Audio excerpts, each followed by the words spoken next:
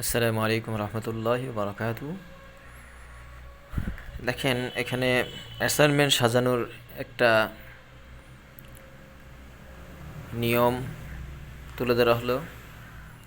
ইসলামী আরবি বিশ্ববিদ্যালয়ের কামিল প্রথম বর্ষের অ্যাসাইনমেন্ট, হাদিস বিভাগের অ্যাসাইনমেন্টের এই কভার পেজটা আপনারা দেখতে পাচ্ছেন।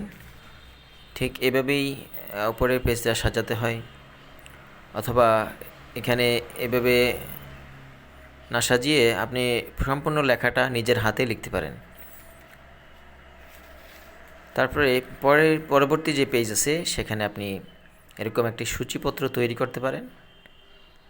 সূচিপত্র তৈরি করলে এটার মানসম্মত একটা অ্যাসাইনমেন্ট হবে, এবং সেটা যারা দেখবেন এক্সামিনার তারাও খুব সুন্দর স্বাচ্ছন্দ্য বোধ করবেন লেখার ক্ষেত্রে।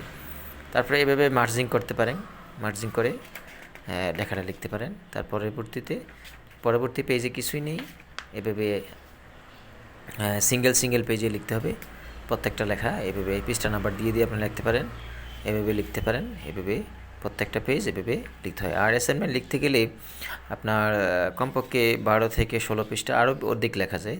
সর্বনিম্ন 12ই ধরা হয় আর কি, 12 পেজ সর্বনিম্ন লেখা প্রয়োজন আর কি।